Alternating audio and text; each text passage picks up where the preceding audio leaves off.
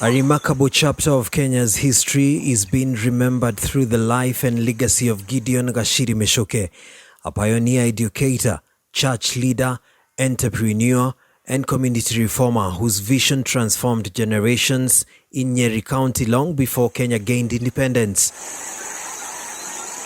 Born in 1876 in Othaya, Nyeri County, Gideon Michuki emerged at a time when formal education was virtually non-existent and Christianity was only beginning to take root in central Kenya.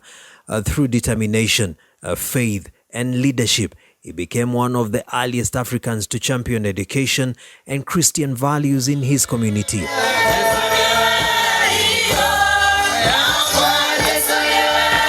Hundreds of residents, church leaders, educators and descendants of the late Gideon Gachiri Michuki are gathered in Gatuge, Othaya, Nyeri County to commemorate the 90th anniversary of the two institutions he founded nearly a century ago.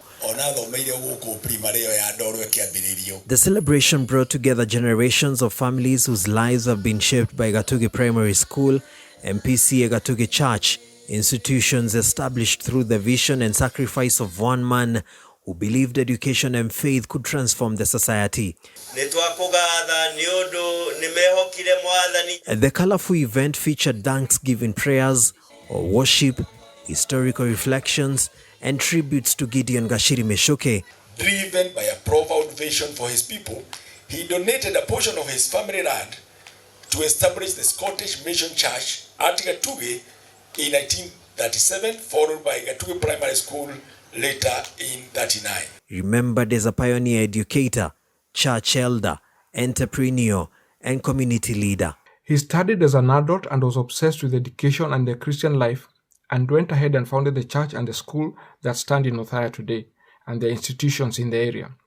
My mother, Lizzie Wangeshi, his daughter, told us that Gideon always repeated that education was the ticket to the outside world. Many speakers described him as a visionary who embraced education and Christianity during a period where formal learning opportunities were scarce in central Kenya. Can you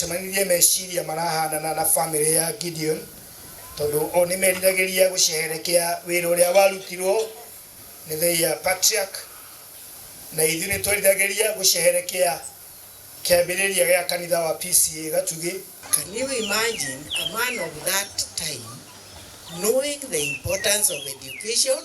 I'm grateful to have had such a father. He studied here in the UK by scholars and universities. I spent a few days in Edinburgh University in Scotland, where the missionaries came from, and was amazed to find his name in the early records of the missionaries as they struggled to establish their work in Central Province. Founded in the late 1930s, the church and the school have contributed serving the community for 9 decades, producing generations of professionals, religious leaders, teachers, and entrepreneurs. Visitors narrated his effort alongside Scottish missionaries and highlighted his role in establishing one of the region's churches and schools. Gideon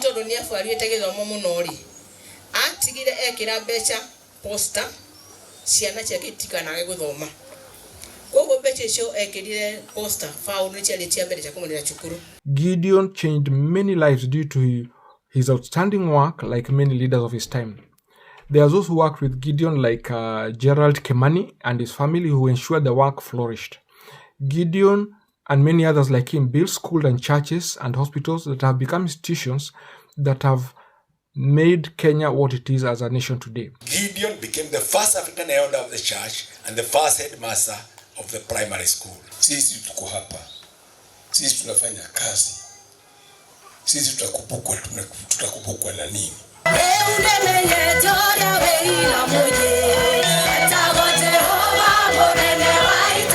Family members recounted how Michuki dedicated his life to promoting education, encouraging parents to take their children to school, and spreading the Christian faith throughout Othaya and the surrounding areas.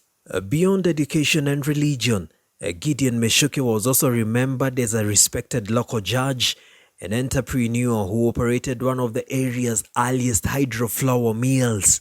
His contribution aided shape the socio and economic development of the region during a period of significant change in colonial Kenya. 90 years later, the institutions Gideon Gachiri Michuki helped establish remain vibrant pillars of the community. As celebrations continue, Residents say his legacy lives on through the thousands of lives he transformed by the school and the church he founded. For the people of Gachiri, the anniversary is not only a celebration of history, but a reminder that one person's vision can impact generations. Dan Wainaina for Studio DW.